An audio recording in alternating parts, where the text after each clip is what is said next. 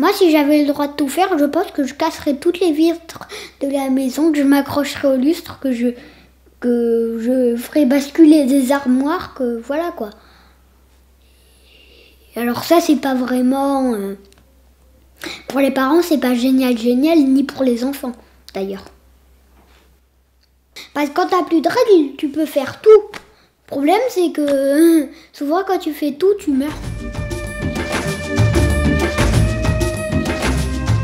L'éducation, c'est laisser s'exprimer, laisser grandir.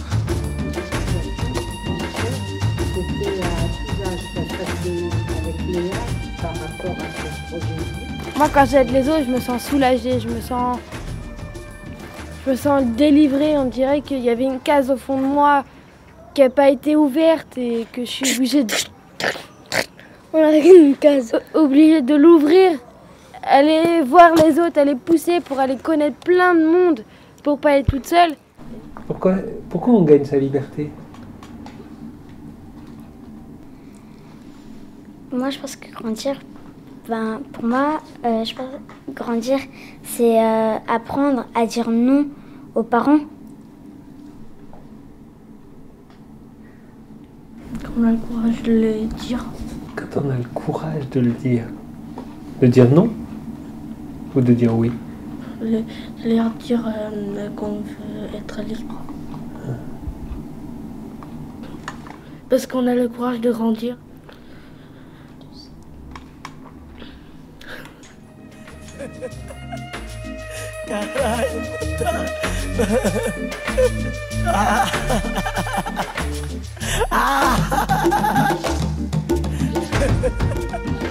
Qu'est-ce qui fait qu'un parrain, voilà, il est accepté par un enfant? Ce qui ressort là, c'est qu'il fait avec lui.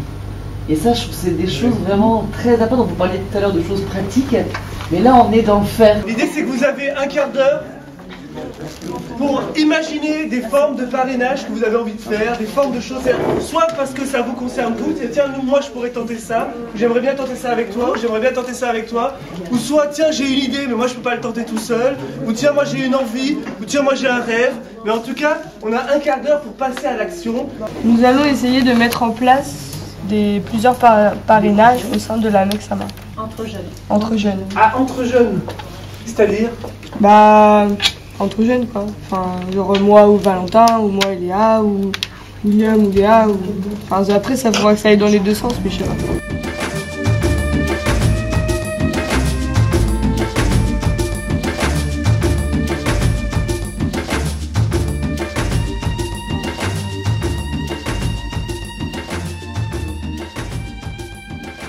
Oui, mais la façon dont les parents éduquent, ou les éducateurs éduquent, ou les copains éduquent, ou les grands-parents, ou les autres, c'est pas la même façon.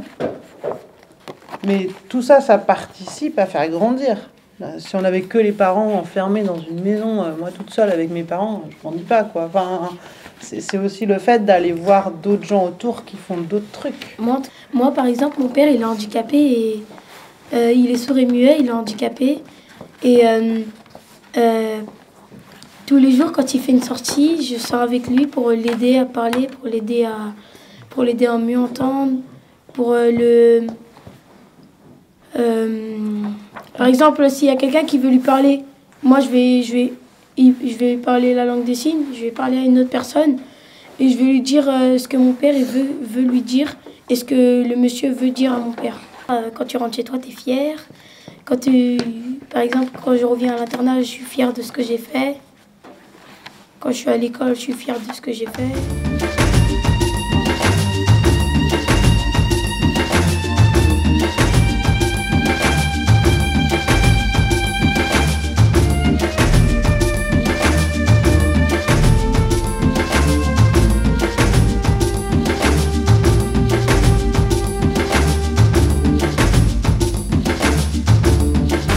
Quand on est petit, les parents ils te disent ne fais pas ça, ne fais pas ci. Mais après, quand t'es grand et que t'as des enfants, tu fais pareil avec tes enfants. En fait. C'est que ça se transmet de génération à génération.